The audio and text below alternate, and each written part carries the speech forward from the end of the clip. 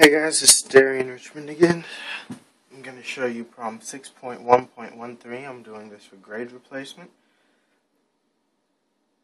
You're given two separate functions, y equals x to the 1/3 power and y equals x squared plus x minus 1. You are told to set it up so that you can find the area between these two curves, but you do not actually have to solve for this value. So, the first thing that I'm doing is figuring out my limits of integration. To do that, I set my first equation equal to my second equation right here. And I solve for that equal to 0 by subtracting that on both sides. And after many different methods, I decided to go with plug and play because this is the only one that seemed to work. Now this looks like it'll work for 1, so I decided to try plugging in 1 for x, and you end up with 1 plus 1 minus 1 plus 1, which equals 0, which means x equals 1 works. Now I tried negative 1, and you have 1 minus 1 minus 1 plus 1, which equals 0, which means that x equals negative 1 works. So your 2 points of integration would be 1, 1, and negative 1, negative 1, which means your limits of integration would be from negative 1 to 1. Now, using that information, we can just plug in. The formula for this goes top curve minus bottom curve. That's it. So you integrate from negative 1 to 1, which we found out here, dx times x to the 1/3 power, which is this top curve right here, minus x squared plus x minus 1. And that's the second curve. That is literally all you have to do for solving this for x. Now when you do it for y, it becomes a little bit more difficult. But first off, let's find the critical points here. I promise you'll end up needing them later. So y prime for the parabola is equal to 2x plus 1. 0. So you set y prime equal to 0 to find the critical points, and when you do that, x comes out to be negative 1/2. That actual full point is negative 1/2 and then 5/4. Remember that? Okay?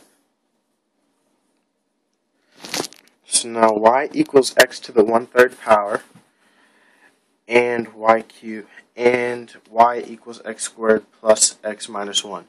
The same equations we had at the beginning, except for this time we're doing all of what we did last time with in terms of y instead of in terms of x. So we're going to need to actually solve for what x is equal to, because if you're doing it in terms of y, you need to solve for what x is equal to. And in this case, x is equal to y cubed. In this case, it's not quite so easy. So it's going to take a lot of algebra and a lot of thinking. Work with me. Okay, so the first thing I did was I took this 1 and added it over here to the side with y. So you have x squared plus x equals y plus 1. You multiply both sides by 4, which gives you 4x squared plus 4x equals 4y plus 4. And the reason I'm doing this is because you have an x squared on one side and another x, which means I'm going to in some way need to be able to turn this into something that I can square root easily. And in this form I can't. In this form I still cannot, so I'm going to manipulate it a little bit more. I'm going to add 1 to both sides, so I end up with 4x squared plus 4x plus 1 equals 4y plus 5. Now, actually, believe it or not, this is 2x plus 1 squared, which equals 4y plus 5. Okay, so when you square root this side, you end up with 2x plus 1 equals plus or minus the square root of 4y plus 5, which means that x equals 1/2 times plus or minus the square root of 4y plus 5 minus 1/2. Alright? So now you integrate. In your lower limit of integration, you're actually going to have to split this into two parts, because since you're doing this based on y, this part right here, right below this intersection, going back and forth, you're actually going to be hitting the same graph, different points on the same graph until you hit this point. So you're going to end up needing to split this in two.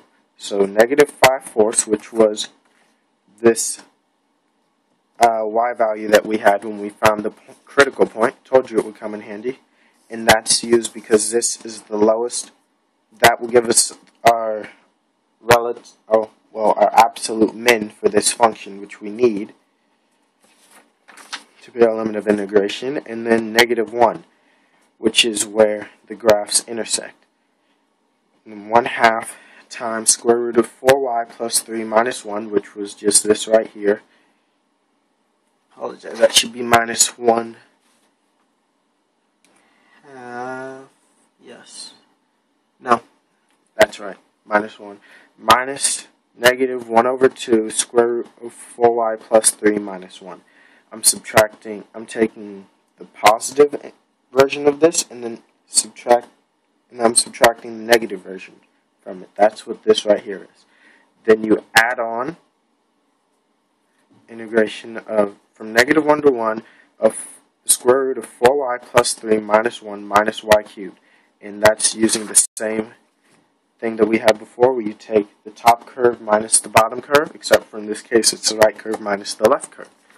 That's essentially what we were doing here as well. It's just that the right curve and the left curve were the same curve with different points.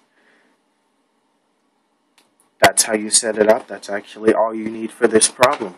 I hope that was helpful. Sorry I had to go so fast.